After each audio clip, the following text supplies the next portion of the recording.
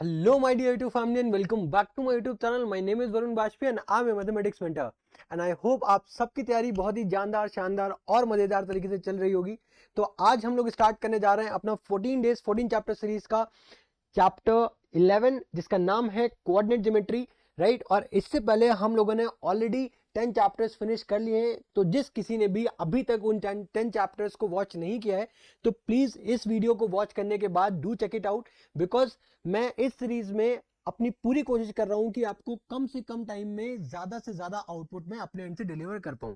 ठीक है, तो अगर बात करें अपने चैप्टर कोऑर्डिनेट ज्योमेट्री में, यहाँ पे भी हम लोग सबसे पहले कुछ इंपॉर्टेंट जो भी हम लोग डिस्कशन है वो हम लोग करेंगे। देन उसके बाद हम लोग लाइक वर्क करेंगे जो भी हमारे फॉर्मूलेज हैं। देन उसके बाद हम लोग जितने भी लाइक क्वेश्चन है, इंपॉर्टेंट क्वेश्चन है, वो हम लोग देखेंगे, राइट। तो अगर आपके इस चैप्टर से रिलेटेड अगर कोई डाउट है या फिर अगर आपको रिवीजन करना है, तो आप इस वीडियो को एंड तक देखिए। आपके सारे डाउट और आपको जो भी रिवीजन करना है, तो आप रिवीजन भी यहाँ से कर सकते हैं। ठीक है, तो स्टार्ट करते हैं अपना चैप्टर। सबसे पहले हम लोग यहाँ पे बात करेंगे लाइक इंट्रोडक्शन के बारे में। तो चैप्टर का नाम क्या है हमारा? Coordinate geometry. कोऑर्डिनेट ज्योमेट्री, ठीक है। तो कोऑर्डिनेट ज्योमेट्री में हम लोग सबसे पहले ये देखेंगे कि ये जो हॉरिजॉन्टल लाइन होती है, राइट, इसको हम लोग क्या बोलते हैं? यहाँ पे एक्स एक्सिस बोलते हैं, ठीक है। और एक वर्टिकल लाइन होती है जिसको हम लोग क्या बोलते हैं? वाई एक्सिस यहाँ पे बोलते हैं, ठीक है। अब देखो, अब ये हॉरिजॉन्टल लाइन और ये वर्टिकल लाइन जिस पॉइंट पे एक दूसरे को इंटरसेक्ट करती हैं, इसका इसका क्या नाम होता है? इसको हम लोग बोलते हैं ओरिजिन, ठीक है। अब देखो, अब ये क्या मैंने बोला, इसको हम लोग बोलते हैं एक्स एक्सिस और इसको बोलते हैं वाई एक्सिस, ठीक है। तो ये जो बेसिकली एक्स वाई एक्सिस है, राइट, यहाँ पे बेसिकली हम लोग इसको क्यों पढ़ रहे हैं? यहाँ पे बेसिकली हम लोग ये सीखेंगे कि किसी भी पॉइंट की लोकेशन को किस तरीके से ट्रेस किया जाता है, किस तरीके से आइडेंटिफाई किया जाता है, ठीक है। तो बेसिकली यहाँ पे जो हम लोग ये जो हम लोग सीखने जा रहे हैं, राइट, जो लोकेशन को ट्रैक करना किसी भी पॉइंट की, तो बेसिकली ये हम लोग पढ़ते हैं अंडर कार्टेशियन सिस्टम में, राइट। और कार्टेशियन सिस्टम में भी हम लोग यहाँ पे पढ़ने जा रहे हैं रेक्टेंगुलर कोऑर्डिनेट सिस्टम, ठीक है। तो थ्रू द रेक्टेंगुलर कोऑर्डिनेट्स हम लोग ये जानेंगे किसी भी लाइक पॉइंट की पोजीशन किस तरीके से आइडेंटिफाई करी जाती है। तो सपोज करो यहाँ पे मेरा एक पॉइंट है जिसका मैंने नाम दे दिया ए, राइट। तो यहां तक पहुंचने के लिए मेरे पास दो रास्ते हैं, या तो मैं एक्स एक्सिस में जा सकता हूं या तो मैं वाई एक्सिस में चल सकता हूं। तो सबसे पहले मैंने एक्स एक्सिस में कुछ डिस्टेंस कवर की, मान लेते हैं वो कुछ डिस्टेंस होगी एक्स, ठीक है। उसके बाद मान लेते हैं उसके बाद मैंने कुछ वाई एक्सिस में भाई चला होगा, ठीक है। ये बस उसका मैंने पैरेलल यहाँ पे ड्रॉ किया है, ठीक है। तो वो मान लेते हैं वाई होगी, ठीक है। तो देखो यहाँ पे जो मैं एक्स एक्सिस में जो डिस्टेंस कवर कर रहा हूँ, ठीक है, जो एक्स एक्सिस की जो डिस्टेंस कवर कर रहा हूँ मैं, उसको हम लोग बोलते हैं एब्सिसा, ठीक है। क्या बोलते हैं? एब्सिसा बोलते हैं, ठीक है। अब वाई एक्सिस में जो डिस्टेंस कवर कर रहा हूँ, जो वाई डिस्टेंस कवर कर रहा हूँ, ठीक है, इसको हम लोग बोलते हैं ऑर्डिनेट। क्या बोलते हैं? ऑर्डिनेट बोलते हैं, ठीक है। अब देखो, तो ये हमारा x क्या हो गया? x ऑर्डिनेट एक हो गया, सॉरी x हमारा क्या है? एब्सिसा, और y क्या है? ऑर्डिनेट। अब यहाँ पे रेक्टेंगुलर कोऑर्डिनेट में जब भी हम लोग लाइक किसी भी पॉइंट को रिप्रेजेंट करते हैं, तो उसकी जो लोकेशन होती है वो हमेशा हम लोग x, y के फॉर्म में ही रिप्रेजेंट करते हैं, ठीक है। x पहले आता है, y बाद में आता है, ठीक है। अब देखो, ये मैंने क्या बताया कि जहाँ पे x और y एक्सिस एक दूसरे को इंटरसेक्ट करते हैं उसको ओरिजिन बोलते हैं। और ओरिजिन के जो पॉइंट ऑफ लाइक जो हमारे कोऑर्डिनेट्स होते हैं वो क्या होते हैं? 0,0 होते हैं, ठीक है। अब समझो, अब अगर आप ओरिजिन से राइट हैंड साइड की तरफ अगर आप मूव करोगे, तो आपके जितने भी पॉइंट्स होंगे वो क्या होंगे? पॉजिटिव, ठीक है। ये पॉजिटिव साइड है। एक्स एक्सिस के अगर राइट लेफ्ट हैंड साइड पे आप मूव करते हो तो वो हमारी नेगेटिव साइड है। सिमिलरली इस लाइक सॉरी ओरिजिन के लेफ्ट हैंड साइड पे अगर सिमिलरली आप ओरिजिन से टॉप पे जाते हो तो वो आपका पॉजिटिव साइड है, ओरिजिन से बॉटम पे आते हो तो वो आपका नेगेटिव साइड है, ठीक है।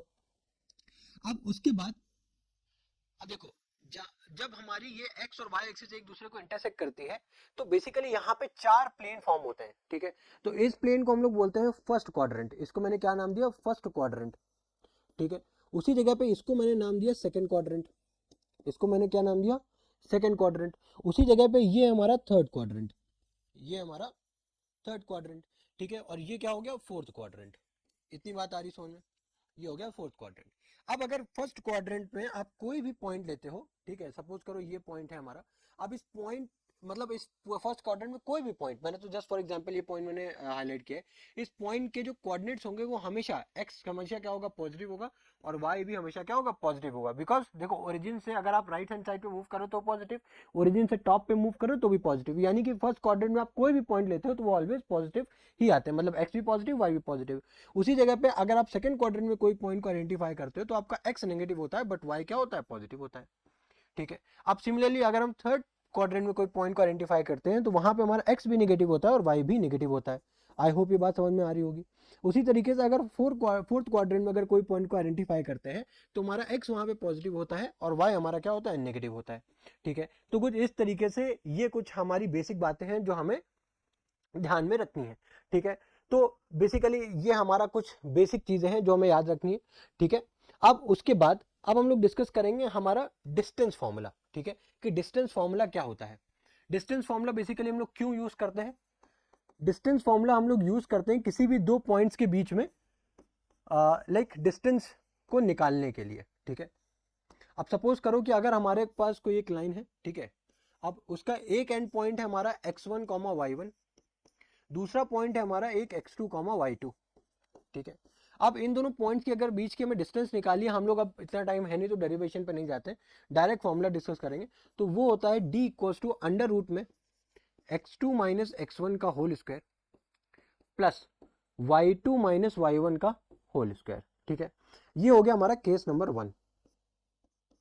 अब उसी तरीके से अगर हम केस नंबर 2 डिस्कस करें, उसमें क्या है, मैं वहां पे भी अब लाइक लाइन की डिस्टेंस ही निकालूंगा, बट अब मैंने एक पॉइंट को जा करके कहां पे शिफ्ट कर दिया है, ओरिजिन पे शिफ्ट कर दिया है। ठीक है, अब अगर एक पॉइंट हमारा ओरिजिन पे शिफ्ट हो गया है तो अब फॉर्मूले, इस फॉर्मूले में चेंज क्या आएगा वो समझो। अब हमारा एक यानी कि x1 0 हो गया और y1 0 हो गया, अब यहाँ पे x2 हमारा x है और y2 हमारा y है। तो अब अगर आप डिस्टेंस फॉर्मूले में अगर ये वैल्यूज को पुटअप करोगे तो फाइनली जो हमारे पास वैल्यू आएगी वो आएगी x square plus y square. इतनी बात आ रही समझ में। तो अब हमें यहां से एक बात ये समझ में आई कि अगर डिस्टेंस हम लोग निकाल रहे हैं जहां पे एक पॉइंट ओरिजिन पे लाई कर रहा है, वहां पे हमारा फॉर्मूला बन जाता है d equal to under root x square plus y square.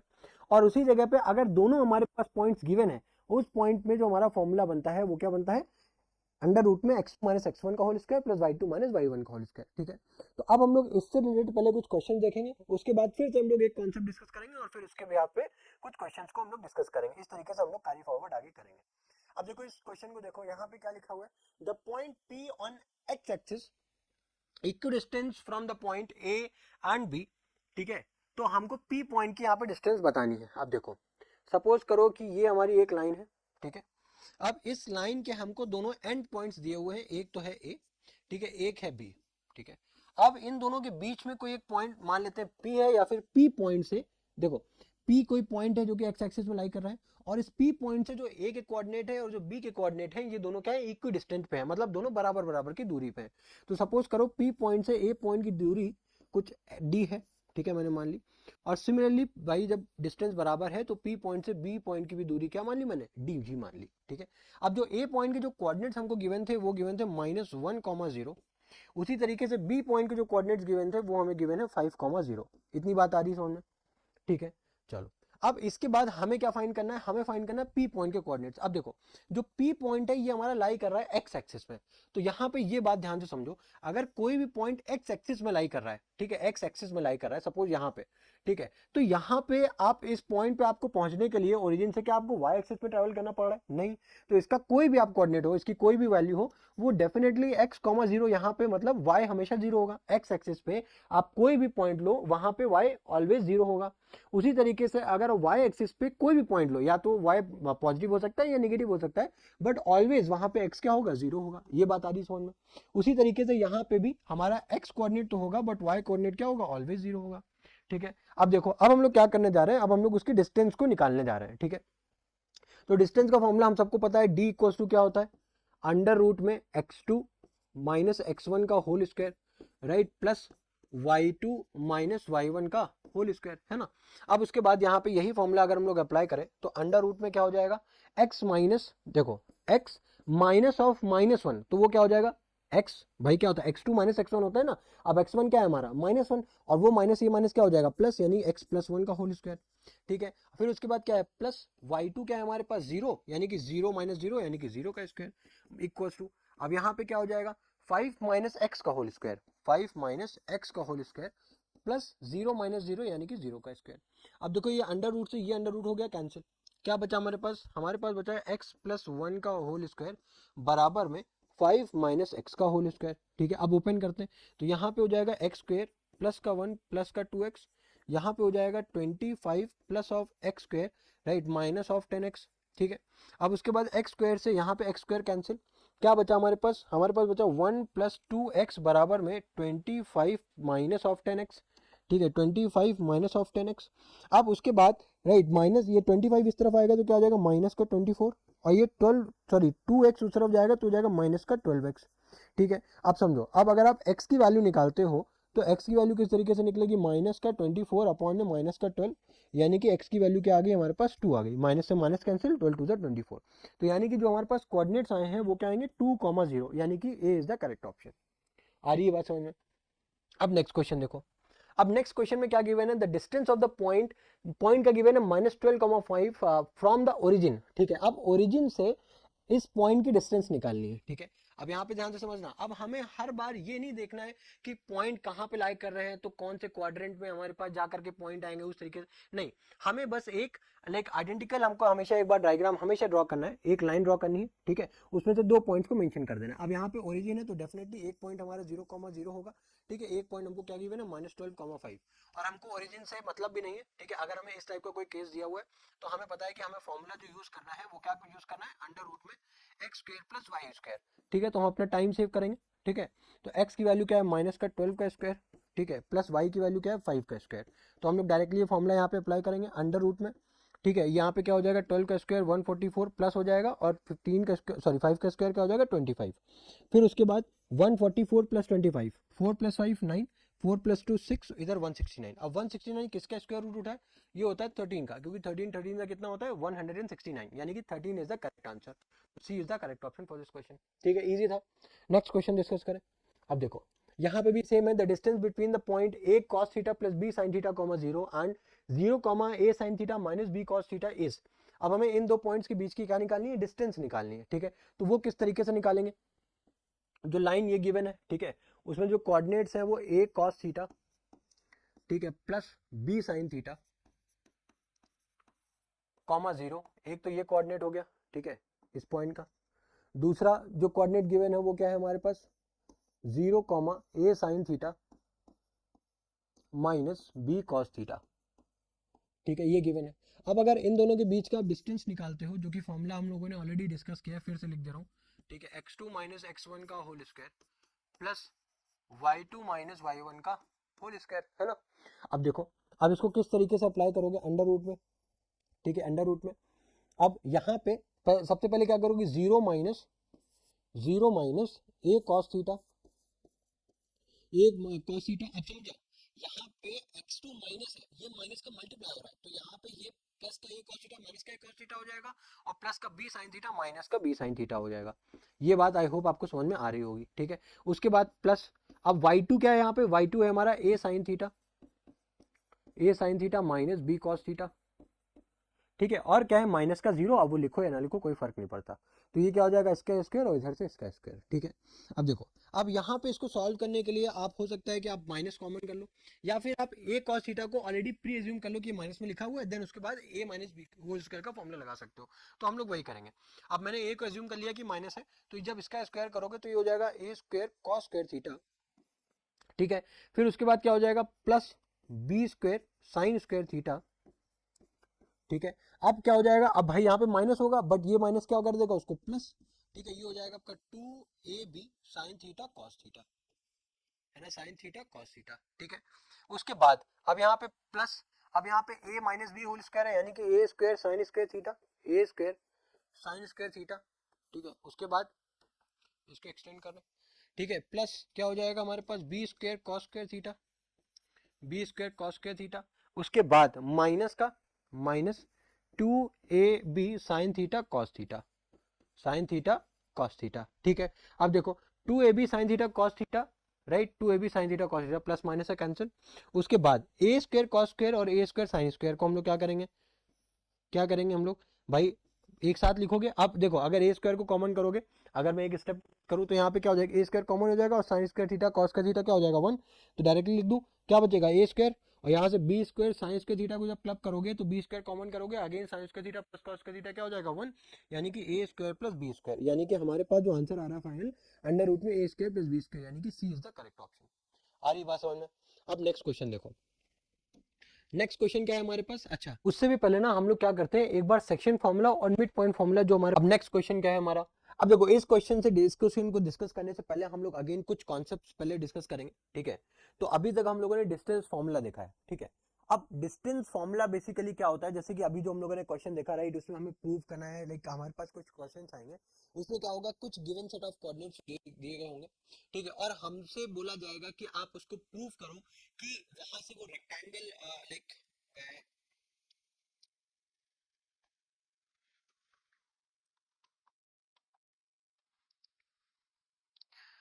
देखो नेक्स्ट, अब देखो इस क्वेश्चन से डिस्कस, इस क्वेश्चन को डिस्कस करने से पहले हम लोग कुछ कॉन्सेप्ट डिस्कस करेंगे, ठीक है। अब जैसे यहाँ पे क्या बोला गया है कि प्रूफ करो कि यहाँ पे इन कोऑर्डिनेट से मिलकर के जो भी कोऑर्डिनेटल फॉर्म हो रहा है वो आपका रेक्टेंगल है और प्लस इसकी जो डायगोनल्स है वो बाइसेक्ट करती है, ठीक है। तो इससे पहले हम लोग क्या करेंगे, अब हम लोग पहले डिस्टेंस फॉर्मूला का ही कुछ फर्दर एप्लीकेशन पढ़ेंगे, ठीक है। तो यहाँ पे डिस्टेंस फॉर्मूला, ठीक है, डिस्टेंस फॉर्मूला, देखो सबसे पहले तो हम लोग एक बार देखेंगे यहाँ पे ट्राइंगल्स के लिए,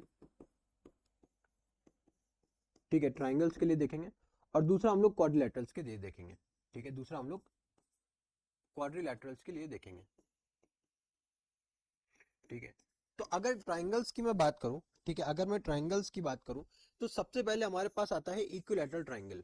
कौन सा आता है, इक्विलैटरल ट्राइंगल आता है, ठीक है। इक्विलैटरल ट्राइंगल में क्या होता है, basically all sides are equal. अगर हमें तीन कोऑर्डिनेट सपोज दिए हुए हैं और हमसे बोला जा रहा है कि इन तीन कोऑर्डिनेट से मिलकर के ट्राइंगल फॉर्म हो रहा है, अब हमें ये बताना है कि वो आपका इक्विलैटरल ट्राइंगल है या फिर आपका आइसोसेलेस ट्राइंगल है या फिर आपका राइट एंगल ट्राइंगल है, राइट। तो अगर इक्विलैटरल ट्राइंगल फॉर्म हो रहा है तो क्या होगा, जैसे सपोज दैट अगर एक ये ट्राइंगल है, उसके कोऑर्डिनेट्स है ए बी सी, तो यहाँ पे क्या होगा, आपका जो ए बी होगा वो बी सी के बराबर होगा और जो बी सी होगा वो सी के बराबर होगा, क्योंकि हमें पता है इक्विलैटरल ट्राइंगल की प्रॉपर्टीज क्या होती है, वहां पे सारी साइड्स एक दूसरे के बराबर होती है, ठीक है, और एंगल्स बराबर होते हैं, बट एंगल से हमें यहाँ पे कोई लेना देना है नहीं। अब उसके बाद बात करते हैं सेकंड में, हमारे पास आता है आइसोसेलेस ट्राइंगल।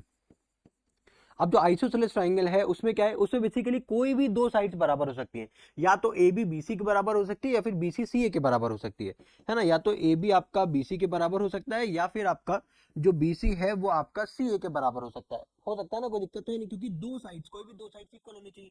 थर्ड आपका क्या आता है, थर्ड आपका आता है राइट एंगल ट्राइंगल, थर्ड आपका आता है राइट एंगल ट्राइंगल, ठीक है। तो राइट एंगल ट्राइंगल में क्या करना है, बेसिकली राइट एंगल ट्राइंगल में हमें प्रूव करना है कि किसी भी दो साइड्स का समीशन का स्क्वायर थर्ड साइड के समीशन का स्क्वायर के बराबर होता है, यानी कि हमें प्रूव करना है पाइथागोरस थ्योरम, राइट।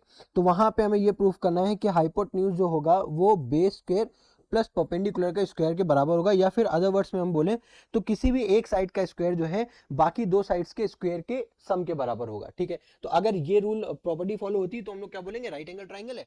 तो बाकी इन सेट ऑफ प्रॉपर्टीज के लिए हम लोग डिफाइन कर देंगे, अगर सारी साइड्स इक्वल है तो इक्विलैटरल ट्राइंगल, अगर कोई भी दो साइड्स इक्वल है तो आइसोसेलेस ट्राइंगल, और अगर ये पाइथागोरस थ्योरम फॉर्म हो रही है, ठीक है, ये अगर प्रॉपर्टी अप्लाई हो रही है तो वहां पे बोल देंगे राइट एंगल ट्राइंगल। अब क्वाड्रिलेटरल की बात करते हैं तो सबसे पहले यहाँ पे डिस्कस करते हैं हम लोग पैरेललोग्राम। तो पैरेललोग्राम की प्रॉपर्टी क्या होती है, पैरेललोग्राम में बेसिकली क्या होता है, हमारा ऑपोजिट साइड्स बराबर होती है, ठीक है। क्या होता है, हमारे पास ऑपोजिट साइड्स बराबर होती है, suppose A B C D है, ठीक है। तो यहाँ पे हमें ये चेक करना है कि हमारे पास ऑपोजिट साइड्स बराबर है कि नहीं, मतलब ए बी बराबर सी डी के है कि नहीं। दूसरा, हमारा ए डी जो है वो बी सी के बराबर है या नहीं, ए डी जो है वो बी सी के बराबर है या नहीं। और तीसरी चीज, अब जो पैरेललोग्राम की जो डायगोनल्स होती है वो बराबर नहीं होती है, यानी कि जो ए सी होगी वो हमारा बी डी के बराबर नहीं होगी। दूसरी चीज, अब यहाँ पे हमें बात करते हैं रोम्बस की। रोम्बस में क्या होता है, बेसिकली रोम्बस और पैरेललोग्राम में बस एक डिफरेंस होता है कि यहाँ पे चारों साइड्स बराबर होती हैं, यानी कि ए बी बराबर बी सी बराबर सी डी बराबर में डी ए। और यहाँ पे भी अगर आप बात करो तो A C is not equal to B D, यानी कि डायगोनल्स बराबर नहीं होते। थर्ड में हमारे पास आता है रेक्टेंगल। अब रेक्टेंगल में क्या होता है, रेक्टेंगल में अगेन हमारे पास ऑपोजिट साइड बराबर होती है, ए बी और डी सी बराबर हो जाएगा, ठीक है। ए बी जो है वो हमारा सी डी के बराबर हो जाएगा, और AD जो है वो BC के बराबर हो जाएगा। लेकिन यहाँ पे रेक्टेंगल के केस में जब आप रेक्टेंगल को ड्रॉ करते हो तो वहां पे जब आप डायगोनल्स को ड्रॉ करते हो तो डायगोनल्स आपकी इक्वल हो जाती हैं। तो इस केस में हमारे पास AC जो है वो बराबर हो जाएगा BD के। उसी तरीके से अगर मैं फोर्थ स्क्वायर की बात करूं, ठीक है, स्क्वायर के केस में भी ऑल साइड्स इक्वल हो जाएगा, यानी कि AB बराबर में आपका हो जाएगा BC, बराबर में हो जाएगा CD, बराबर में हो जाएगा DA, और उसी के साथ साथ हमारे पास जो डायगोनल्स हैं वो भी बराबर आ जाएगी। हैंड राइटिंग खराब हो रही है उसके लिए माफी चाहता हूं, बट आई होप ये आपको समझ में आ रहा होगा। ठीक है, इतना आ रहा है समझ में। तो ये कुछ प्रॉपर्टीज है जिनके बिहाफ पे हम ये प्रूव करेंगे कि इन 3 कोऑर्डिनेट से 4 कोऑर्डिनेट से बनने वाला फिगर क्या होगा। ठीक है, इसके बाद हम कुछ और चीजें डिस्कस करेंगे। राइट, अब इसके बाद हम लोग लाइक सेक्शन फॉर्मूला और मिड पॉइंट फॉर्मूला भी डिस्कस कर लेते हैं। उसके बाद हम लोग फिर क्वेश्चंस को स्टार्ट करते हैं। ठीक है, अब मिड पॉइंट फॉर्मूला क्या है? मिड पॉइंट फॉर्मूला क्या है? तो मिड पॉइंट फॉर्मूला के अकॉर्डिंग क्या होता है कि जैसे अगर हमारे पास कोई भी एक लाइन है, उसके दो कोऑर्डिनेट्स है, एक तो ये हमारा x1 y1, दूसरा है हमारा x2 y2। ठीक है, अब इन दोनों का कोई पॉइंट मिड पॉइंट है, इन दोनों इस दोनों पॉइंट्स के बीच में, या इस लाइन का एक मिड पॉइंट है जिसका नाम P है। ठीक है, अब इसके कोऑर्डिनेट्स हैं कुछ x y। तो अब इस x कोऑर्डिनेट को निकालने के लिए क्या करना है, हमको x1 प्लस x2 यानी कि दोनों x कोऑर्डिनेट को जोड़ करके डिवाइड बाई 2 करना है। सिमिलरली अगर मुझे y कोऑर्डिनेट निकालना है तो y1 प्लस y2 बाई 2 कर देना है, तो वहां पे मुझे x और y के दोनों कोऑर्डिनेट्स मिल जाएंगे। ठीक है, अब इसी के साथ साथ हम लोग देखते हैं सेक्शन फॉर्मूला। ठीक है, अब यहाँ पे हम लोग देखने जा रहे हैं सेक्शन फॉर्मूला। अब सेक्शन फॉर्मूला क्या होता है? बेसिकली यहाँ पे भी सेम। अब यहाँ पे भी एक लाइन है जिसके दो एंड कोऑर्डिनेट्स हैं, एक है x1 y1, ठीक है, दूसरा है हमारा x2 y2। ठीक है, अब यहाँ पे इस पूरी लाइन को एक कोई पॉइंट P है, राइट, जो कि डिवाइड कर रहा है इस पूरी लाइन को ठीक है, क्योंकि यहाँ पे मिड पॉइंट है, राइट, हम मैं मुझे नहीं पता कि ये P पॉइंट है इन दोनों लाइन सेगमेंट्स को राइट इक्वली डिवाइड कर रहा है या नहीं, तो मैंने मान लिया कि m1:m2 के रेशियो में डिवाइड कर रहा है। और इस P पॉइंट का जो कोऑर्डिनेट्स है वो क्या है हमारा x y। अब इस x को निकालने के लिए क्या होगा, हमारे पास जो फॉर्मूला आता है m1x2 प्लस m2x1 अपॉन में m1 प्लस m2। ठीक है, उसके बाद y कोऑर्डिनेट्स को निकालने के लिए क्या फॉर्मूला आ जाएगा हमारे पास m2x1 plus m1x2 upon m1 plus m2। ठीक है, तो ये कुछ फॉर्मूलेज हैं, अगर ये फॉर्मूलेज हमें याद हैं, ठीक है, तो फिर हमें चिंता करने वाली बात हमारे पास नहीं होनी चाहिए, क्योंकि इतने सही फॉर्मूलेज हैं जो पूरे चैप्टर में हमें यूज आने वाले हैं। अब इस क्वेश्चन को देखो, अब यहाँ पे क्या बोला गया, prove that the diagonals of a rectangle ABCD with vertices 2, -1, 5, -1, 5, 6 and 2, 6, right, are equal and right and bisect each other. तो मतलब क्या है, अब अगर ये क्या बोला है, prove that the diagonals of a rectangle, पहले तो ये प्रूव करोगे रेक्टेंगल है कि नहीं। ठीक है, तो रेक्टेंगल के लिए क्या प्रूव करना है हमें, ऑपोजिट साइड्स इक्वल होनी चाहिए, यानी कि जो हमारा ए बी है वो किसके बराबर होना चाहिए, आपका DC के बराबर होना चाहिए। अब ए बी की डिस्टेंस निकालने के लिए क्या करना पड़ेगा, डिस्टेंस फॉर्मूला अप्लाई करना पड़ेगा, तो डायरेक्टली अप्लाई कर दें 5 - 2 अंडर रूट में क्या हो जाएगा 5 - 2 का होल स्क्वायर, प्लस उधर से हो जाएगा -1 और माइनस माइनस हो जाएगा +1, यानी कि -1 + 1 का होल स्क्वायर। ठीक है, बराबर में क्या हो जाएगा, इधर आपका हो जाएगा, ध्यान से आ रहा है ना समझ में। ठीक है, अब नीचे का देखोगे तो क्या हो जाएगा, अगेन 5 - 2 का होल स्क्वायर, प्लस उधर हो जाएगा 6 - 6 का होल स्क्वायर, 6 - 6 का होल स्क्वायर। तो स्क्वायर रूट से स्क्वायर रूट हो गया कैंसिल, 1 - 1 ये हो गया 0, उधर से 6 - 6 भी हो गया 0, 5 - 2 हो गया 3, 3 का स्क्वायर हो गया 9, इधर भी 3 का स्क्वायर क्या हो गया 9, यानी कि ए बी बराबर है DC के। अब सिमिलरली हम लोग ये चेक कर लेंगे कि BC और आपका AD बराबर है या नहीं। ठीक है, आप देखो इस तरीके से भी निकाल सकते हो, या फिर आप ये कर सकते हो कि आप इंडिविजुअली आप लेंथ निकाल लो, AB की डिस्टेंस निकाल लो। ठीक है, आप उसी तरीके से आप BC की डिस्टेंस निकाल लो। ठीक है, आप BC की डिस्टेंस निकाल लो, उसके बाद आप CD की डिस्टेंस निकाल लो। ठीक है, CD की डिस्टेंस निकालने के बाद आप DA की डिस्टेंस निकाल लो। ठीक है, अब DA ये सारी डिस्टेंस निकालने के बाद अब आपको क्या पता है, आपको प्रॉपर्टी लगानी है रेक्टेंगल की, तो आप ये चेक कर लो that if that is AB is equal to CD or not. अगर ये कंडीशन अप्लाई हो रही है then okay, then second condition क्या है हमारी, आपकी अदर टू साइड्स भी बराबर होनी चाहिए, BC बराबर AD के बराबर होना चाहिए। तो ये देख लो ये बराबर हो रही है कि नहीं हो रही है। अब एक बार इसको भी हम लोग चेक कर लेते हैं, बता रही है ना समझ। आप इसको यहाँ पे आप डायरेक्टली ना करके आप यहाँ से भी कर सकते हो कि पहले आप इंडिविजुअली सबकी डिस्टेंस निकाल लो, उसके बाद आप ये जो भी हमारी कंडीशन है वो आप यहाँ पे अप्लाई कर दो। ठीक है, तो सपोज करो अब यहाँ पे BC बराबर AD है, ये मुझे चेक करना है ना, तो उसके लिए अगेन क्या हो जाएगा 5 - 5, 5 माइनस 5 का होल स्क्वायर प्लस क्या हो जाएगा -1, ठीक है, -6 का होल स्क्वायर, ठीक है। अब उसके बाद बराबर में क्या हो जाएगा अंडर रूट, इधर से क्या हो जाएगा 2 माइनस 2 का होल स्क्वायर, ठीक है, 2 माइनस 2 का होल स्क्वायर, उधर से क्या हो जाएगा प्लस -1 -6 का होल स्क्वायर। तो अंडर रूट से अंडर रूट हो गया कैंसिल, 2 माइनस 2, 5 माइनस 5 हो गया 0, -1 -6 क्या हो जाएगा -7 का स्क्वायर हो गया 49, और इधर से भी -7 का स्क्वायर हो गया 49, यानी कि ये दोनों कंडीशंस ओके हैं, ठीक है, ये दोनों कंडीशंस हमारी ओके हैं, यानी कि ये ABCD क्या है हमारा एक स्क्वायर फॉर्म हो रहा है। अब उसके बाद हमें ये प्रूव करना है, ठीक है, उसके बाद ये प्रूव करना है कि जो इनकी जो डायगोनल्स हैं वो बराबर हैं, और वो दोनों डायगोनल्स एक दूसरे को क्या कर रही हैं, बाइसेक्ट कर रही हैं, ठीक है। तो सबसे पहले अगर हमें डायगोनल्स को बराबर प्रूव करना है, यानी कि अगेन हमें पहले तो निकालना होगा AC की लेंथ, ठीक है, और उसके बाद हमें निकालना होगा BD की लेंथ, ठीक है।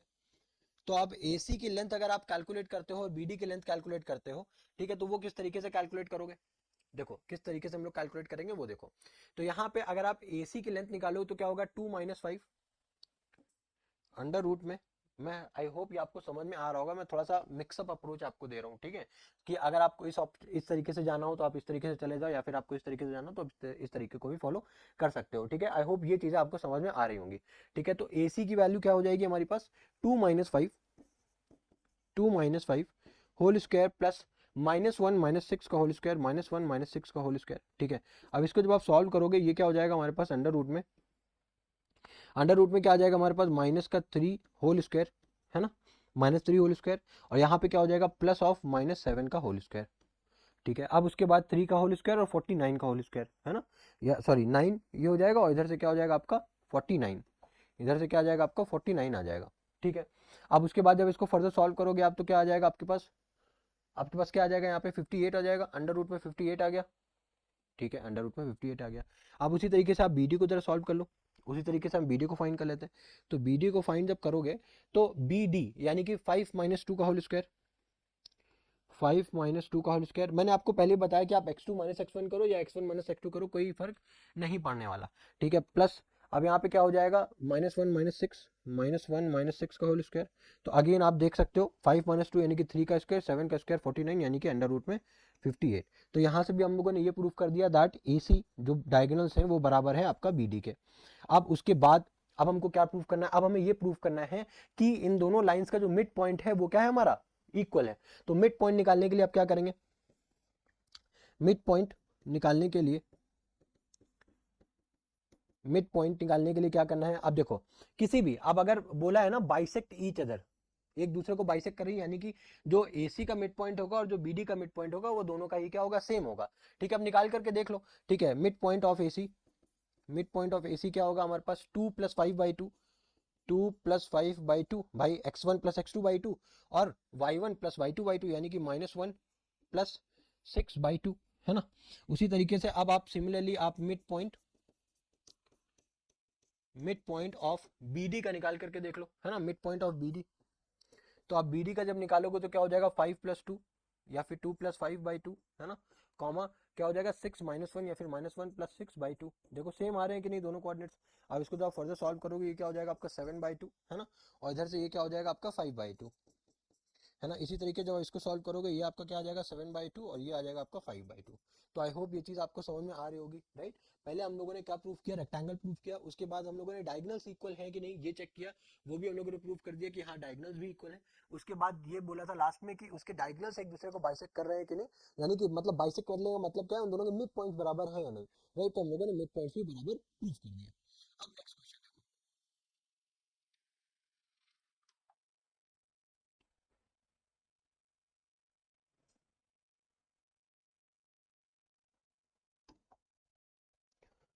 अब नेक्स्ट क्वेश्चन देखो। अब इस क्वेश्चन में देखो क्या बोला गया, the mid point of a line segment AB is, एक कोई लाइन सेगमेंट है, ठीक है, कोई एक लाइन सेगमेंट है, ठीक है, उसका क्या नाम है A एंड B, इसका कोई मिड पॉइंट है जो कि P है, उसके कोऑर्डिनेट्स दिए हुए हैं 0,4, ठीक है। अब उसके बाद, ठीक है, अब इसके बाद बेसिकली क्या है, if the coordinates of B are, ठीक है, B पॉइंट के हमको कोऑर्डिनेट्स क्या दिए हुए हैं, वो दिया हुआ है -2,3, ठीक है, और हमको क्या बोला गया है आपको A पॉइंट के कोऑर्डिनेट्स निकालने हैं यानी कि x, y।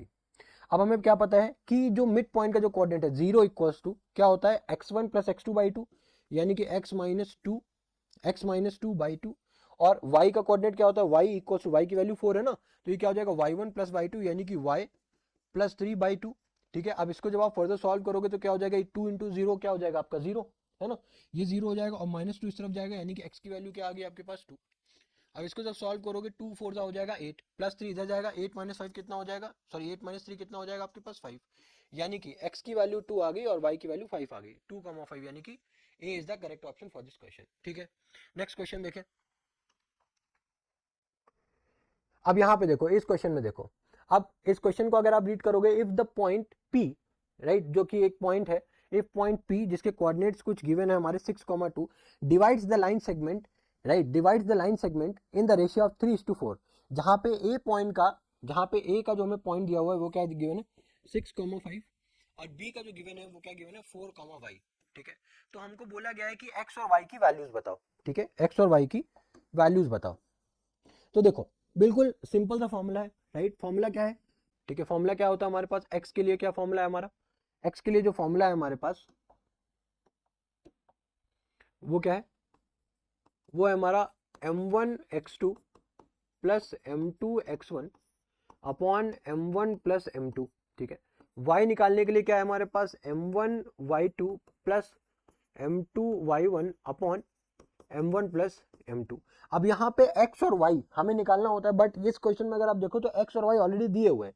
ठीक है, तो हमको बेसिकली यहाँ से निकालना क्या है, हमको यहाँ पे एक 6,5, ठीक है, हमको बेसिकली इस y की वैल्यू निकालनी है। सो सिंपल हमको इस y की वैल्यू निकालनी है। ठीक है, तो अब अगर आप ध्यान से देखो तो हमें यहाँ पे x कोऑर्डिनेट निकालने की नीड ही नहीं है, x कोऑर्डिनेट निकालने की नीड ही नहीं है। क्यों नहीं नीड है, क्यों नहीं नीड है, क्योंकि उसका रीजन है यहाँ पे हमें निकालना है y की वैल्यू, राइट, तो कि जो कि आ रहा है इस इक्वेशन में ही खाली। ठीक है, तो हमें इस इक्वेशन को पुट अप करने की जरूरत ही नहीं है। ठीक है, अब देखो आप लोग इसके लिए करेंगे क्या, अगर हम लोग खाली y का कोऑर्डिनेट लेकर के चलें जो कि है 2 इक्वल्स टू, राइट, क्या है formula m1 into m1 into y2, m1 है हमारा 3 और y2 की वैल्यू क्या है हमारे पास y, है ना। अब उसके बाद क्या करेंगे प्लस, उसके बाद m2 यानी कि है 1, राइट, और मल्टीप्लाई करेंगे y1 से जो कि है हमारे पास 5 अपॉन में m1 प्लस m2, m1 क्या है हमारे पास 3 प्लस m2 क्या है हमारा 1। अब उसके बाद इसको जब सिंप्लीफाई करोगे 3 प्लस 1 4, 4 टू 8, राइट, ये हो जाएगा हमारे पास 3y प्लस ऑफ 5, ये 5 उधर जाएगा तो हो जाएगा 3, यानी कि 3 इक्वल्स टू 3y, यानी कि y की वैल्यू क्या आ रही है हमारे पास 1।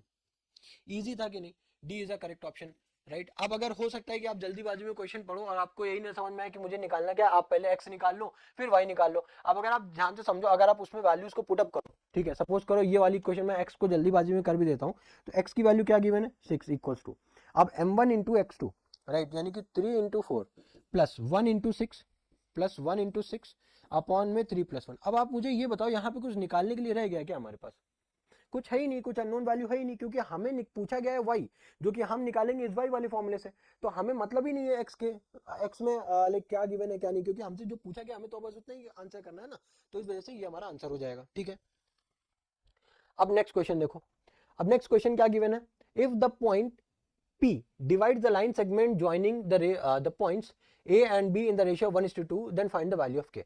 देखो सेम क्वेश्चन है, ठीक है, क्वेश्चन सेम है, बस थोड़ा सा चेंज कर दिया है। ठीक है, देखो जो हमारे एंड कोऑर्डिनेट्स है वो क्या गिवन है, एक है 2, -2, ठीक है, जिसका नाम है ए, एक दूसरा कोऑर्डिनेट है बी जिसका पॉइंट है -7, 4। ठीक है, अब यहाँ पे कोई मिड पॉइंट है, राइट, कोई पॉइंट है पी जो कि इस पूरे लाइन सेगमेंट को रेशियो किस रेशियो में तोड़ रहा है 1:2 में। अब इस पी पॉइंट का जो कोऑर्डिनेट है वो k, 0 है, तो आपसे k की वैल्यू पूछिए। तो अब आप ये मुझे बताओ, अब मुझे k की वैल्यू पूछिए, यानी कि x कोऑर्डिनेट की वैल्यू पूछिए, x ना देकर के, यानी क्या दिया यहाँ पे इन्होंने k वैल्यू दे दी। तो अब ये बताओ मुझे क्या y की वैल्यू, y वाला सेगमेंट मुझे फाइंड करना पड़ेगा, नहीं, क्योंकि यहाँ पे जब आप सेगमेंट फाइंड करोगे तो ऑलरेडी सारी वैल्यूज गिवन है, हमें कोई मतलब ही नहीं है, हम खाली यहाँ पे x कोऑर्डिनेट का जो फॉर्मूला है वो अप्लाई करेंगे। तो वो फॉर्मूला क्या था हमारा m1x2 प्लस m2x1 अपॉन में m1 प्लस m2। आ रही बात समझ में। अब देखो, अब यहाँ पे m1 की अगर वैल्यू, m1 की वैल्यू क्या है 1, मल्टीप्लाई करो x2 से, m1 की वैल्यू है 1, मल्टीप्लाई करो अगर x2 से जो कि है -7, ठीक है, प्लस m2 की वैल्यू है हमारे पास 2, मल्टीप्लाई करेंगे x1 की वैल्यू से जो कि है 2 अपॉन में m1 प्लस m2 यानी कि 1 प्लस 2, और यहाँ पे k x की वैल्यू क्या गिवन है k, तो बस सिंपल हम लोग वैल्यू यहाँ पे फाइंड कर लेंगे, -7 + 4 अपॉन में 3, जो कि क्या हो जाएगा आपका -3/3, यानी कि k की वैल्यू क्या आ गई हमारे पास -1। ठीक है, तो -1 यानी कि D is the correct option for this question. ठीक है, आई होप ये क्वेश्चन आपको इजी लग रहे होंगे बहुत ज्यादा। लाइक देखो, ये क्वेश्चंस ऐसे क्वेश्चंस है जो आपका बेस डेवलप करते हैं। ठीक है, अगर आपने इन क्वेश्चंस को अच्छे से समझ लिया तो बिलीव मी, अब आपके पास कैसा भी क्वेश्चन आ जाए कोऑर्डिनेट ज्योमेट्री में, अब आप फंसोगे नहीं, किसी भी क्वेश्चन में नहीं फंसोगे, क्योंकि कुछ क्वेश्चन ऐसे होते हैं ना जो आपका बेस डेवलप करते हैं। अब अगर आपने कुछ बेसिक क्वेश्चन, आप लोग होता है क्या ना कि आप लोग बेसिक क्वेश्चन छोड़ करके आप लोग डायरेक्ट टफ क्वेश्चन को सॉल्व करने की कोशिश करते हो, बट हमेशा याद रखना, अगर आपका बेस क्लियर है तो आप कितना भी टफ क्वेश्चन आ जाए आप उसको कर लोगे, बट अगर आपका बेस ही क्लियर नहीं है तो आप कैसा भी क्वेश्चन करो आप क्वेश्चन ही नहीं कर पाओगे, आपको इजी से इजी क्वेश्चन भी टफ लगेगा। ठीक है, तो कोशिश हमेशा करो जब भी आप कॉन्सेप्ट को एक बार फॉर्मूला को पढ़ो, राइट, आप एक बार कॉन्सेप्ट को जब भी आप रिकॉल कर रहे हो या फिर एक पहली बार आप पढ़ रहे हो, तो कोशिश करो पहले स्टार्ट करो बेसिक से, राइट, क्योंकि हमेशा अब क्या हो गया ना, अभी क्रेज हो गया है कि देखते हैं कौन कितना, स्कूल में भी कंपटीशन होता है बच्चों में कि देखते हैं कौन कितना ज्यादा टफ क्वेश्चन सॉल्व कर पाता है, राइट। कोशिश करते हैं ना कि बस एक बार फॉर्मूला याद हुआ अब बस सीधा पीवाईक्यूज पे आएंगे। अरे क्यों आना भाई पीवाईक्यूज पे, पहले एनसीईआरटी करो, पहले एनसीईआरटी करो, उसके बाद पीवाईक्यूज पे आओ। पहले एनसीईआरटी को तो एटलीस्ट कर लो, 1 से 2 बार 3 बार कर लो। अब क्या हो गया है, अब इतना ज्यादा ये हवा इतनी ज्यादा खराब हो चुकी है कि अब मार्केट में क्या है, अरे एनसीईआरटी में तो कुछ वेटेज ही नहीं है, बस एनसीईआरटी तो करना ही नहीं, या तो पीवाईक्यूज करने हैं, सैंपल पेपर क्वेश्चन करने हैं, और हाँ जो आपको कई दोस्त ने आपको बता दिया कि हाँ उस पर ज्यादा भरोसा है, एनसीईआरटी में भरोसा नहीं, तो ये चीज गलत है।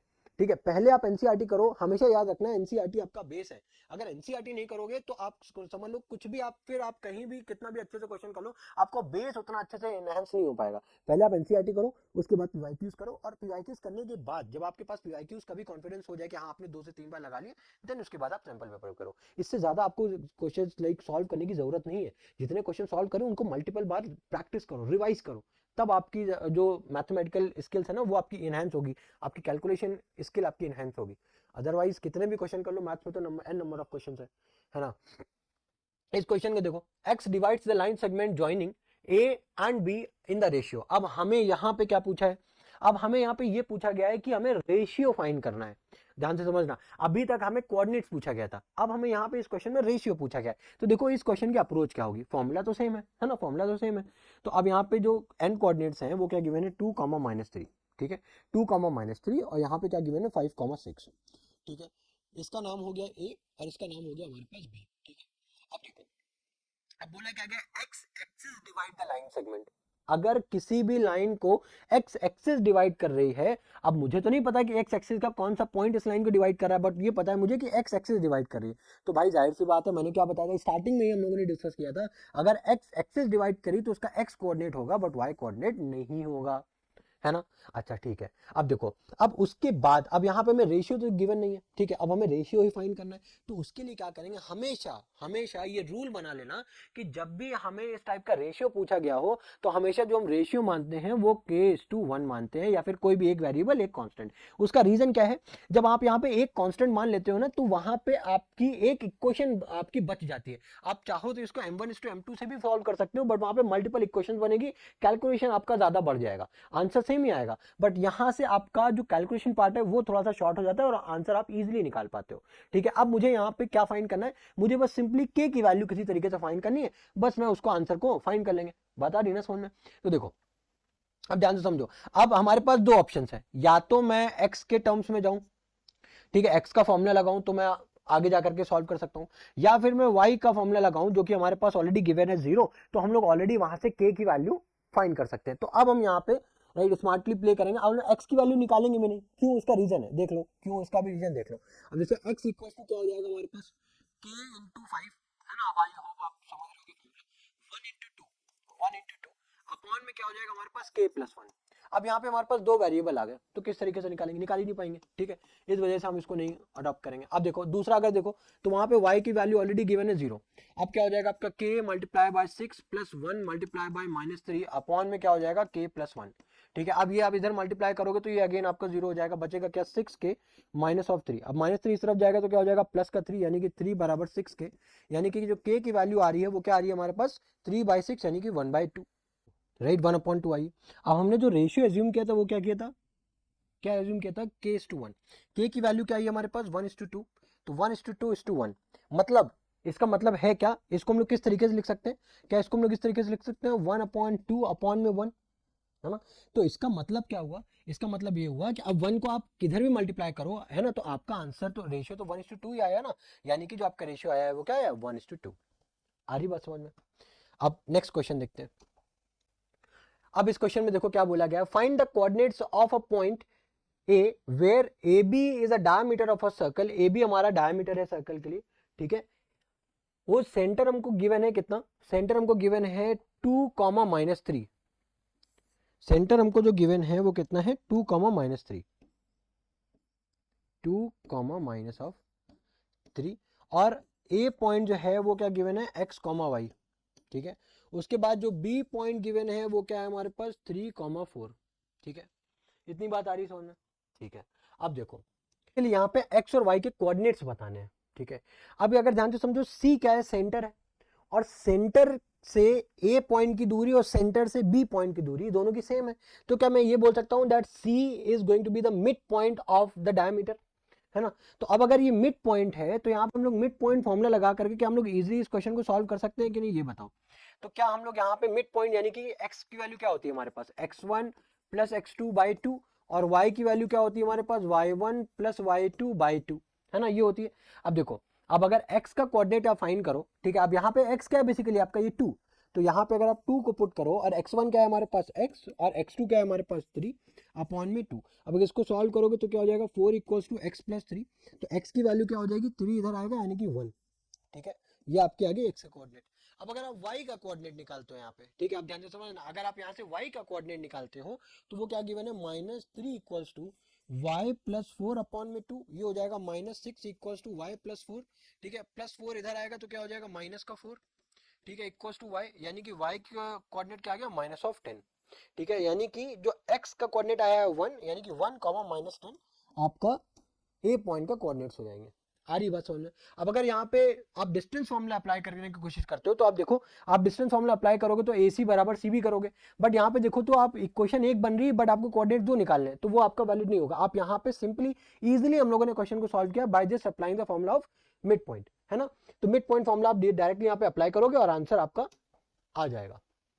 अब देखो ये क्वेश्चन है, अब इस क्वेश्चन में क्या गिवन है, find the ratio in which P divides the line segment joining A B, अच्छा k:1, ठीक है, k:1 के रेशियो में लाइक अब जाहिर सी बात है, अब क्या बोला गया, फाइंड द रेशियो इन विच, हमें रेशियो फाइंड करना है, तो हमने क्या एज्यूम कर लिया k:1, ठीक है। और ये जो पॉइंट P है जो कि इस लाइन AB को डिवाइड कर रहा है उसका कोऑर्डिनेट क्या दिया है 4, m, ठीक है।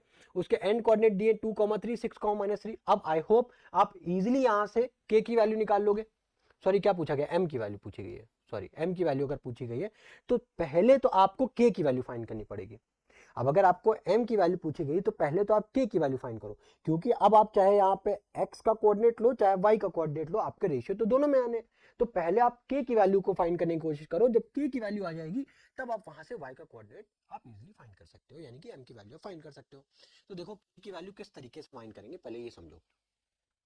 उसके लिए अपन क्या करेंगे, x कोऑर्डिनेट की हेल्प लेंगे, ठीक है। यानी कि क्या हो जाएगा formula m1x2 plus m2x1 upon में m1 प्लस में m2, ठीक है। अब x का कोऑर्डिनेट गिवन है हमें 4 और लाइक m1x2 यानी कि k multiply by 6 plus 1 multiply by 2 upon में k प्लस 1। अब जब इधर मल्टीप्लाई करोगे तो हो जाएगा 4k plus 4 equal to 6k plus 2, ठीक है। 4 के इस तरफ लेके आओगे 2 इस तरफ लेकर के आओगे तो ये हो जाएगा आपका 2 इक्वल टू 2k, यानी कि k की वैल्यू आ गई आपके पास 1।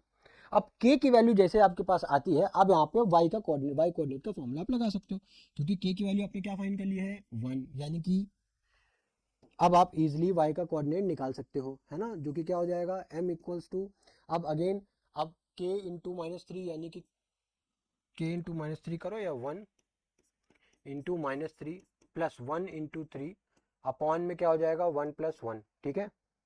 अब यहाँ पे क्या हो जाएगा -3 प्लस 3 अपॉन में 2, जो कि क्या हो जाएगा आपका, क्या हो जाएगा आपका 0।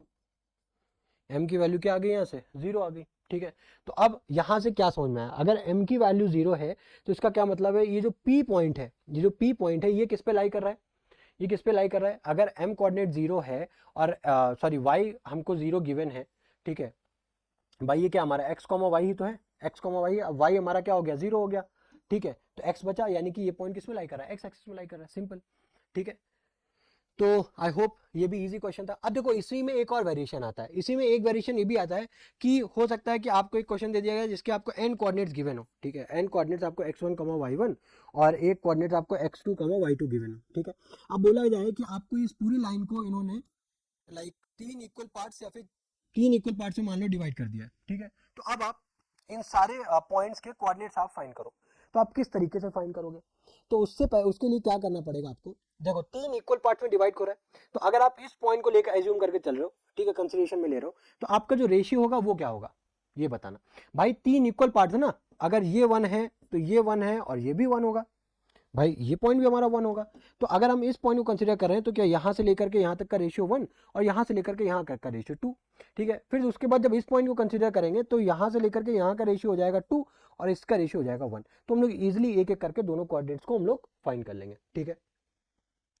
नेक्स्ट क्वेश्चन देखो, अब यहाँ पे क्या बोला गया है, अब इस क्वेश्चन में क्या बोला गया है, अब यहाँ पे if the point C point जो है वो डिवाइड कर रहा है इन दोनों पॉइंट को इंटरनली, ठीक है, और रेशियो भी गिवन है 3:4, तो हमको x और y की वैल्यू फाइंड करनी है। आई होप अब इस क्वेश्चन को आप इजीली सॉल्व कर लोगे, अब मुझे सॉल्व करने की नीड नहीं है क्योंकि हम लोगों ने इसी सेम टाइप के क्वेश्चन ऑलरेडी देखे हुए हैं, ठीक है। नेक्स्ट क्वेश्चन देखते हैं।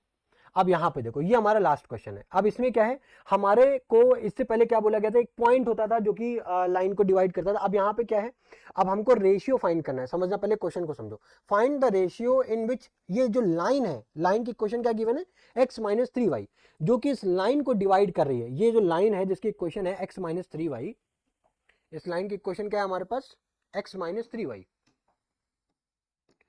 x माइनस 3y बराबर 0, राइट। ये इस पूरी लाइन ए बी को डिवाइड करी केस टू, भाई रेशियो फाइंड करना है तो मैंने मान लिया केस/1, ठीक है। और जिस पॉइंट पे ये लाइन ए बी इंटरसेक्ट कर रही है वो पॉइंट के कोऑर्डिनेट्स मैंने मान लिया x, y। अब इसको समझो करते कैसे हैं, ठीक है, वो स्टेप वाइज स्टेप समझना, ठीक है। एक बार समझ में आ जाएगा तो कभी भूलोगे नहीं, ठीक है। अब देखो इस क्वेश्चन को किस तरीके से सॉल्व करना है। सबसे पहले हमें क्या फाइंड करना है, सबसे पहले हम ट्राई करेंगे कि x और y की वैल्यूज को फाइंड करें।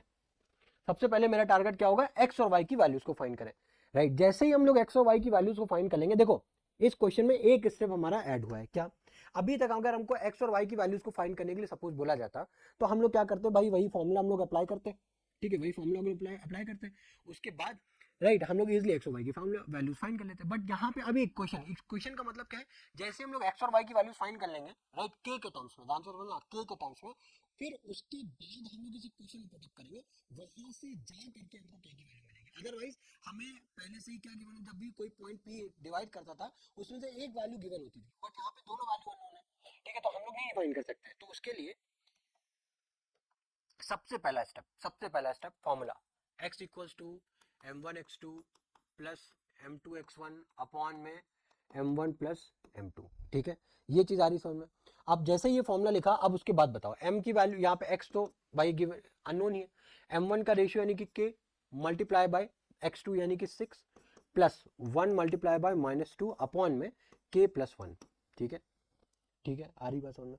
अब इसको जरा सॉल्व कर लो, क्या हो जाएगा आपका 6k -2 अपॉन में k प्लस 1, ऐसे ही रहने दो, कोई दिक्कत नहीं है। y का कोऑर्डिनेट देखो, वो क्या हो जाएगा हमारे पास, m1y2 प्लस m2y1 अपॉन में m1 प्लस m2, ठीक है, ये हो गया। अब देखो, अब m1 यानी कि k multiply by 3 plus m2 यानी कि 1 मल्टीप्लाई बाय जो यहाँ पे y1 है वो क्या है हमारे पास -5 अपॉन में k प्लस 1, ठीक है। जैसा कि मैंने पहले भी आपको बताया कि जो आपको इसमें वैल्यूज आएंगी ना k के टर्म्स, अब देखो यहाँ पे k y की वैल्यू हमको नहीं गिवन है ना, y की वैल्यू नहीं गिवन है, तो k के टर्म्स में आपको सॉल्व करना पड़ेगा, ठीक है। तो अब आप यहाँ पे इसको सॉल्व करोगे 3k -5 अपॉन में k प्लस 1, ठीक है, y की वैल्यू आ गई। अब इक्वेशन क्या गिवन है आपको, इक्वेशन आपको गिवन है x माइनस 3y बराबर 0। अब बताओ, अब देखो, अब ये जो पॉइंट x, y है वो इसी लाइन में तो लाई कर रहा है, इसी लाइन में तो लाई कर रहा है। अब अगर ये पॉइंट इस लाइन में लाई कर रहा है तो जाहिर सी बात है ये पॉइंट जो है, इस पॉइंट के जो कोऑर्डिनेट्स है x, y, वो इस लाइन का सॉल्यूशन भी होंगे, इस लाइन की इक्वेशन का सॉल्यूशन भी होंगे, क्योंकि ये इसको सेटिस्फाई कर रहे होंगे। भाई हम लोगों ने पेयर ऑफ लीनियर इक्वेशन में देखो एक चीज होती है, जैसे कोई एक लाइन की इक्वेशन है, राइट, 2x प्लस 3y बराबर में 0, ठीक है। अब वहां पे इस लाइन के कोई कोऑर्डिनेट है, राइट, जो कि क्या है x, y, कोई भी कोऑर्डिनेट है, ठीक है। अब जो लाइन ड्रॉ होती है वो इन्हीं कोऑर्डिनेट्स को तो ही ज्वाइन करके होती है। अभी जो कोऑर्डिनेट्स की जो वैल्यू आते हैं वो हम लोग इन्हीं क्वेश्चन को तो सॉल्व करके आते हैं। तो इसका क्या मतलब है कि अगर ये कोऑर्डिनेट्स को अगर हम क्वेश्चन में पुटअप करते हैं तो ये क्वेश्चन को सेटिस्फाई करेगा, ठीक है। तो वही चीज हम अगर हम लोग यहाँ पे कर दें, जो कि x के कोऑर्डिनेट क्या है हमारे पास निकल करके आया है, वो है 6k माइनस ऑफ 2 अपॉन में k plus 1, right, minus of 3y, अगर मैं उसको उस तरफ लेकर के जाऊं 3, और y की क्वेश्चन y की वैल्यू क्या आई है 3k माइनस ऑफ 5 अपॉन में k प्लस 1, ठीक है। अब इसके बाद देखो क्या होगा, अब भाई k प्लस वन हो जाएगा कैंसिल, कैंसिल कर दो, उड़ा दो। 6k माइनस ऑफ 2 बराबर 3 3 9k माइनस ऑफ 15, ठीक है। अब 6 के उस तरफ जाएगा, 15 को उस तरफ ले आओ तो माइनस 2 प्लस ऑफ 15, ठीक है, बराबर में हो जाएगा 9k माइनस ऑफ 6k, ये हो जाएगा हमारे पास 3k, ठीक है। यहाँ पे हो जाएगा आपका क्या 13, ठीक है। तो यानी कि जो k की वैल्यू आएगी हमारे पास, कुछ गड़बड़ तो नहीं किया है ना, -2 है, प्लस हो जाएगा, तो यानी कि प्लस का 13, 9 माइनस 6 यानी कि 3, तो k की वैल्यू जो आ रही है अटपटी से आ रही है 13/3, आनी नहीं चाहिए वैसे। k की वैल्यू कितनी आ रही है हमारे पास 13/3, कोई दिक्कत नहीं 13/3। तो अगर k की वैल्यू 13/3 है, रेशियो हमसे पूछा गया है क्या k:1 है, तो ये क्या है 13/3, अगर तो रेशियो हमारा क्या हो जाएगा 13:3। तो अब हमें यहाँ पे देखो, अब ये हमारे पास रेशियो आ गया, राइट, रेशियो आ गया है, यानी कि 13:3, ये हमारे पास रेशियो निकल करके आ गया। अब यहाँ पे जो k की वैल्यू निकल करके आई है वो ध्यान से समझना, वो 13/3 है, ना कि 13 है, ठीक है। हमने रेशियो को कंपेयर किया था तब जाकर के हमारी वैल्यू 13:3 आई है, ये चीज ध्यान से समझना, ठीक है, ये बहुत इंपॉर्टेंट बात है, ये चीज आ रही है ना समझ में। अब देखो, अब उसके बाद अब हमें निकालना क्या है, बेसिकली हमें कोऑर्डिनेट्स निकाले इस पॉइंट ऑफ इंटरसेक्शन, यानी कि हमको x और y की वैल्यू निकालनी है। अभी तक जो हमारे पास x और y की जो वैल्यूज आई है, ठीक है, अभी तक जो हमारे पास x और y की वैल्यूज आई हैं वो दोनों k के टर्म्स में आई हैं, और k की वैल्यू हमने क्या फाइंड की 13/3, ठीक है। तो वही अब हमें k की वैल्यू यहाँ पे पुटअप करनी है और x और y की वैल्यू फाइनली फाइंड करनी है, ठीक है। तो हमारे पास x की वैल्यू क्या है 6k माइनस 2 अपॉन में k प्लस 1, ठीक है। वैल्यू क्या है 6k, x की वैल्यू क्या है हमारे पास 6k minus 2 upon k plus 1, जहां पे k की वैल्यू हम लोग क्या रखने वाले हैं 13/3, है ना, यही वैल्यू है k की, देखो k की यही वैल्यू है 13/3, यही निकल करके आया। अब देखो, अब उसके बाद जब आप x की वैल्यू यहाँ पे 6 मल्टीप्लाई बाय 13/3 करोगे, माइनस ऑफ 2 करोगे, ठीक है, अपॉन क्या हो जाएगा अगेन 13/3 प्लस ऑफ 1, ठीक है। ये 3 2 6 कैंसिल, 13 2 कितना होता है 26 माइनस ऑफ 2 अपॉन में ये क्या हो जाएगा 13 प्लस ऑफ 3 अपॉन में 3, ठीक है, इधर हो जाएगा। इसके बाद हमारे पास बचेगा क्या है, इधर बच रहा है 24, ठीक है, यहाँ पे क्या बच रहा है हमारे पास 16 अपॉन में 3। तो अब आप जब इसको फर्दर सॉल्व करोगे, ठीक है, तो ये क्या हो जाएगा, ये हो जाएगा हमारा 24/1, इसको मैं इस तरीके से लिख सकता हूँ, अपॉन में क्या लिखा हुआ है 16/3।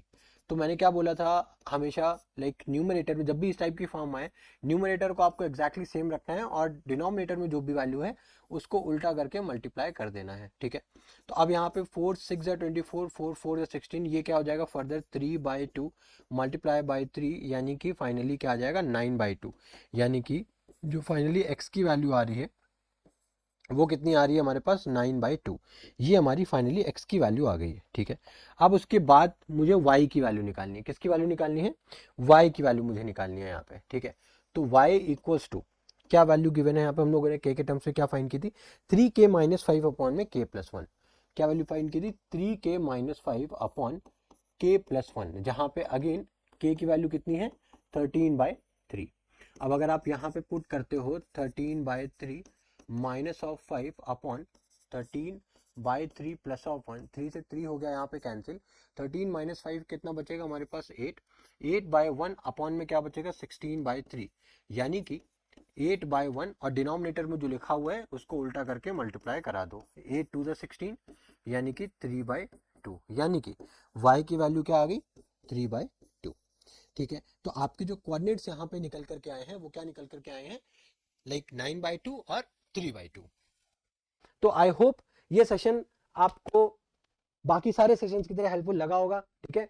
और मैं ये भी उम्मीद करता हूं कि आप सब बहुत ही ईमानदारी से और मन लगा करके अपनी पढ़ाई कर रहे होंगे, क्योंकि हम सबको पता है कि अब हमारे एग्जाम्स में उतना ज्यादा टाइम नहीं बचा है, ठीक है। तो यही वो टाइम है जब हमें सीरियस होना है, राइट। हमें किसी और के लिए नहीं, हमें खुद के लिए पढ़ाई करनी है, ठीक है। तो प्लीज डेडिकेशन के साथ, राइट, और फोकस्ड मैनर के साथ अपनी पढ़ाई को इसी तरीके से कंटिन्यू करो। मिलते हैं आपके साथ नेक्स्ट सेशन में। Till then good bye, thank you.